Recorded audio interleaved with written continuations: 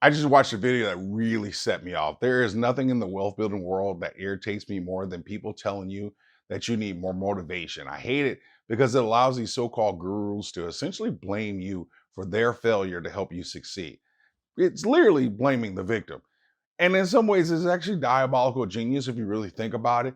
If you failed, you weren't motivated enough. If you quit, you weren't disciplined enough. If you didn't get the results that you wanted, you didn't want it badly enough. That feels awfully convenient to me. It's amazing how the problem lives with the person and never the advice, the system, or the process. It's always why oh you.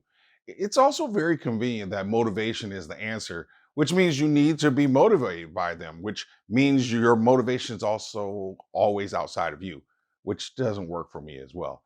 Funny how that works. And before some of y'all start throwing tomatoes at me, let me just say this real quick. What is good, Stackers University? It's so wonderful to have you here with me today. YouTube doesn't know what to do with my content at the moment. So can you help a brother out and hit a like or a hype and make a comment? It's free to you and it actually really helps me a lot and I appreciate it. Now, let me be clear. This video is mostly about motivation, but I put discipline and sacrifice on the thumbnail for a reason because I don't think those words are used the right way either. And sometimes they're actually just abused. It's not because those words aren't important, but it's because they are usually the wrong prescription or diagnosis for the real problem. That's my issue with a lot of the gurus. They don't understand how regular people actually work. So every problem gets the same basic three answers. You need more motivation, more discipline, more sacrifice. That's like giving everyone an aspirin, regardless if they got a headache, constipated, or acid reflux. Different problems require different solutions. Let me give you an analogy. Imagine you're an apple tree, and one of these gurus came up to you and said, grow oranges right now. And when you can't do it, they turn around and say, you need more motivation, you need more discipline, even more positive thinking. That doesn't make any sense. Why? Because they're asking an apple tree to do something they just can't do. And as crazy as that sounds, that's exactly how a lot of financial advice sounds to me. Because motivation doesn't magically create capability. The apple tree can produce more apples, but it can never produce oranges. Telling it to produce oranges is out of its capabilities. Asking it to produce more apples, that's quite possible. That distinction may be the most important thing you hear in this video. And this is where I think these gurus are kind of full of stuff because they confuse developmental problems with effort problems. They're assuming if you're struggling, you just don't want it badly enough. They assume that if you failed, you weren't disciplined enough. They assumed if you quit, you weren't motivated enough. If you just give me 5 minutes, I promise you'll walk away realizing that motivation is not only overrated, but it's not even necessary to build real wealth, as crazy as that's going to sound. I used this example before because it just fits perfectly. So I'm going to use it again. Suppose I told you that if you wrote a book, it would guarantee you to make millions of dollars, tens of millions of dollars. You become an instant bestseller right away. How long would it take you to write that book? Would you stay up late? Would you wake up early? Would you skip your shows on Netflix? Would you suddenly find the time? Of course you would. So what really changed? Nothing really. You didn't suddenly become a different person. You didn't magically develop superhuman motivation. You didn't discover something hidden reserve of discipline. And you sure didn't become a master of sacrifice. The only thing that changed was your expected outcome. You expected that book to succeed. You knew it was going to succeed. You expected your effort to matter. You expected the process to work. You expected the reward to be worth it. And that's why I believe motivation is overrated, not even necessary to create wealth. Because what felt like motivation was really expectations.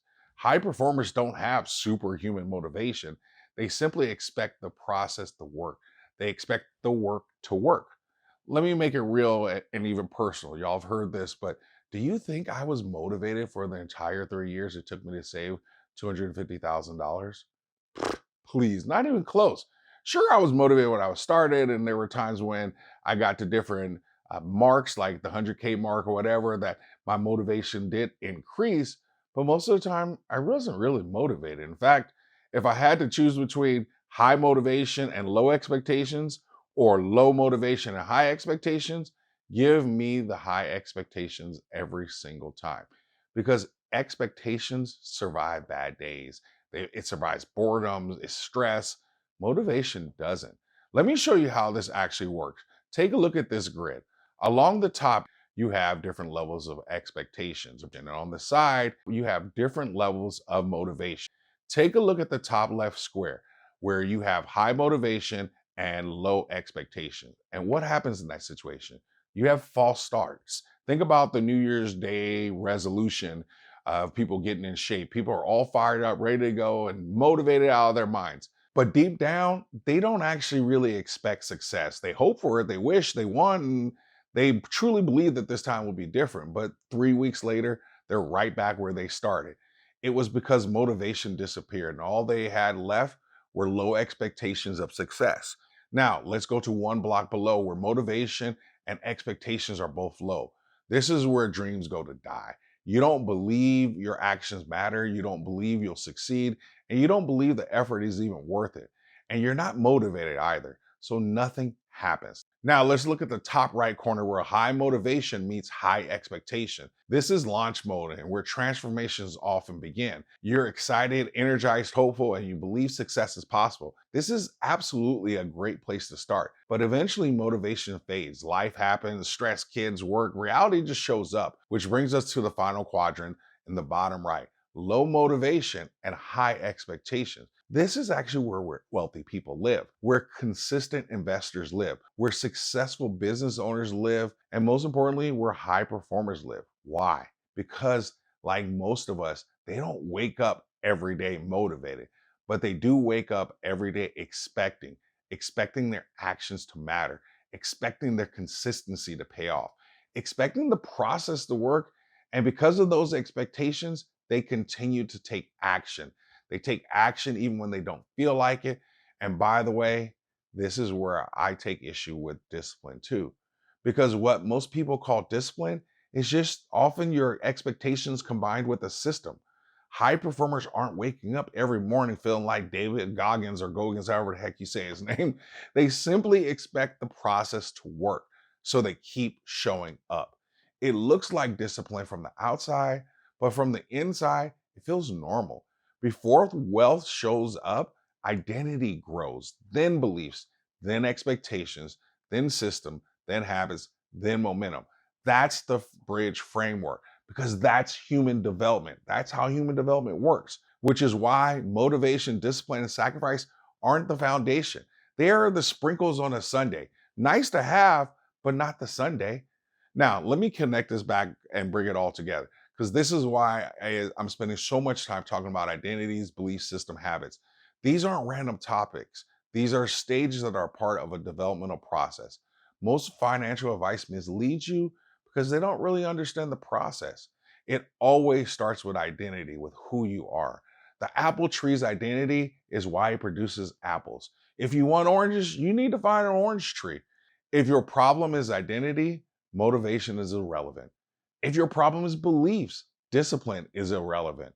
If your problem is desires, sacrifice is irrelevant. You cannot solve the wrong problem with more effort. That's my issue with all these gurus and the advice that they give out. They have three hammers they use for everything: motivation, discipline, and sacrifice. So every problem starts looking like a nail. But people are more complicated than that. The uncomfortable reality of the situation is they don't talk to you about the process that you must go through in order to really build wealth because they don't understand it. They don't know how to help people develop and grow. So they focus on tactics and things that you need to do. The Stackers Bridge framework is the result of 30 years of me working in education, trying to understand how people grow and develop. Now, let me bring this back to where we started with motivation. Motivation isn't bad. I'm not anti motivation. Motivation is helpful, but let's be real. Motivation is just the sprinkles on the sundae. They're nice, but the sundae is pretty daggone delicious without it. Never had a sundae and said, darn, the only thing missing there are these sprinkles. Here's what I know for a fact. Wealth building is easier when people understand the process they must go through first. Wealth is simply an output. Growth happens because results, expectations drive behavior, consistency beats intensity, and development comes before the outcomes. And here's the final, probably most uncomfortable truth. You don't need to find more motivation, especially externally. You need to start to build the conditions and a framework that makes success more likely for you. As the first line of my book says, it's not about being an investor. It's about being the type of person that can invest. Because contrary to what you've been told, wealth building isn't hard because you're lazy. Wealth building isn't hard because you lack discipline. Wealth building isn't hard because you don't want it bad enough. Most of the time, wealth building is hard because no one explained the process. And that may be the most important lesson I've learned from saving $250,000, building businesses, investing, teaching students, and helping people transform their lives. The goal isn't more motivation, folks. That's not what you need. The goal is becoming the type of person who actually no longer needs it. In the comment section, do you agree that expectations are more important than motivation? Or what's one thing that you've been told about money or wealth that you no longer believe? Or you can simply put an A plus in the comments if you want to show me some love, if you love wealth building, or if you just want everyone to know that you always stack smarter and never stop learning.